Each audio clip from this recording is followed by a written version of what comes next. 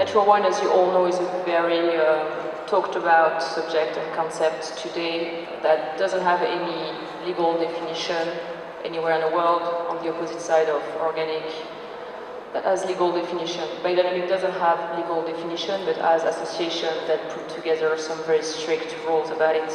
I'm just going to steal the definition of one of my dear friend and mentor, Alice Faring, for which natural wine is nothing added and nothing taken away. So here we are talking about wine itself in terms of the processing of making wine, which means we are not going to add anything to the wine by any type of chemical mean, and we are not going to add or take anything through the chemical standpoints.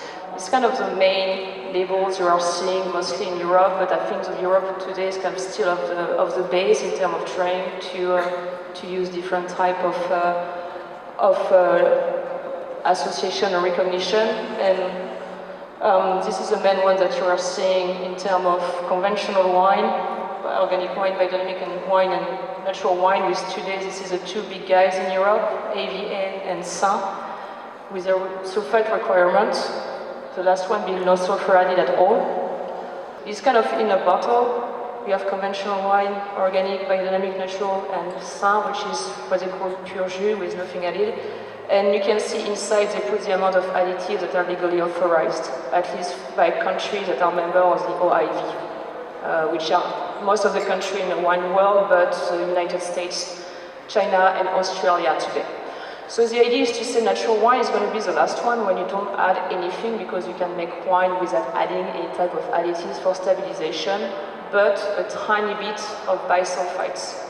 And I want to be very clear on the terminology of bisulfite, which is a real chemistry name of sulfur, because we are confusing a lot of things under the concept of sulfur. So the SO2, we will call it bisulfite. For me, this is the end product, and I'm very interested in working with natural wine, not because necessarily of the end product. But our job is all about one thing, which is trust. When you sell wine to your consumer at a restaurant or in your wine shop, the person is going to trust you. Is they're going to take your recommendation, okay? They're going to trust you to do something very important, is to feed them, which is quite a very, very strong, powerful act. You are going to give something to somebody else that that person is going to assimilate. When I buy a wine, I'm in New York, so just in 2 seconds, New York is a very complicated market to buy wine. By law, we have to work with distributors that have to work with importers that work to winemakers. So usually we have 2 to 3 tiers between us and the winemaker, unless we buy direct to the US.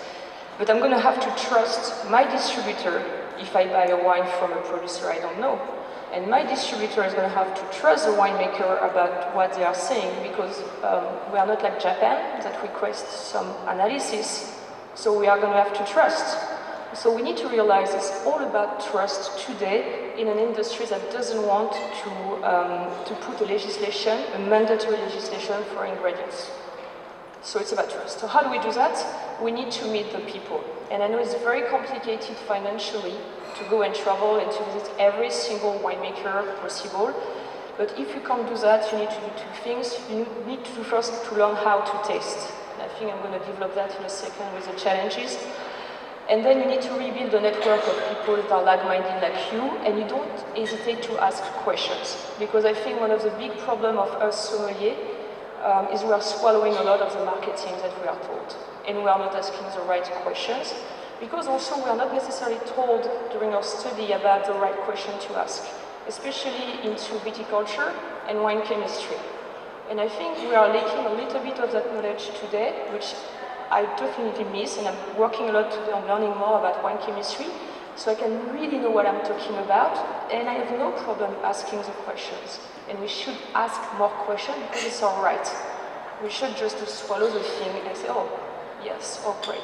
Well, no, it is so important, because at the end, your customer, your guest is trusting you.